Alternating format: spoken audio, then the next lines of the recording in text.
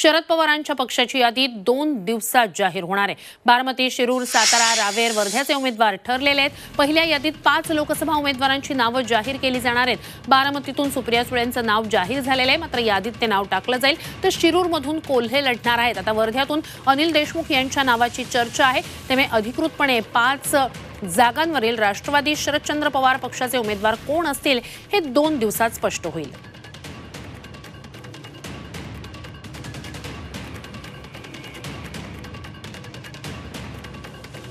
तर वर्ध्यातून अनिल देशमुख यांच्या नावाची चर्चा आहे। साताऱ्यातून कुणाचं नाव पुढे येतंय हेही बघावं लागेल। अनेक लोक भेटीगाठी घेत आहेत। तर रावेरमधून रक्षा खडसे यांच्या विरोधातला उमेदवार शरदचंद्र पवार पक्षाचा कोण असेल याकडेही लक्ष असणार आहे। अधिकची माहिती या सगळ्या संदर्भात आपले प्रतिनिधी सागर कुलकर्णी यांच्याकडून घेऊया।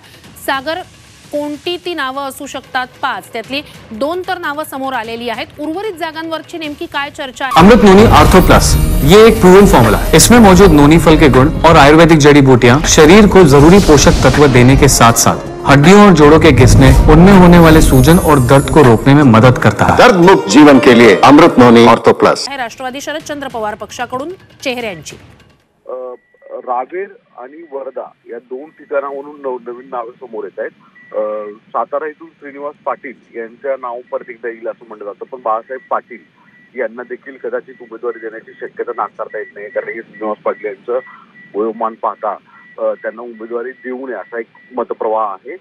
श्रीनिवास पाटील हे स्वतःच्या मुलासाठी लॉबिंग करतायत, पण त्यांच्या मुलाला उमेदवारी देण्याबाबत इतर राष्ट्रवादीचे शरद पवार गटाचे नेते फारसे अनुकूल नाही आहेत। दुसरीकडे वर्धामधून भलेही अनिल देशमुख यांचं नाव समोरचं असलं तरी हर्षवर्धन देशमुख आणि जे काँग्रेसचे माजी आमदार तिथले काळे आहेत, त्यांच्या या दोन्हीपैकी एकाच्या नावांचा सुद्धा विचार सध्या सुरू आहे।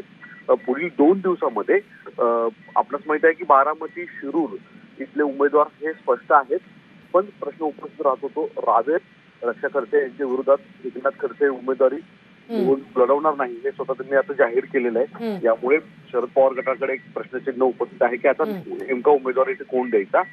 तर याबाबत सुद्धा अधिकृत घोषणा पुढच्या 2 दिवसात होईल असं राष्ट्रवादी काँग्रेसच्या वतीने वरिष्ठ सूत्रांनी देण्यात आलेली आहे। कुठे ना कुठेतरी महाविकास आघाडीमध्ये जागा फॉर्म्युलाचा वादविवाद सुरू आहे। वंचित येणार का नाही याविषयी प्रश्न सुरू आहेत। अशा परिस्थितीमध्ये राष्ट्रवादीच्या नेत्यांची भूमिका शरद पवार गटाची आहे की पुढील 2 दिवसामध्ये पहिले किमान 5 उमेदवारांची नावं जाहीर नक्कीच प्रचार सुरू केला जावा। नक्कीच तुर्तास धन्यवाद तुम्ही दिलेल्या संपूर्ण माहितीसाठी।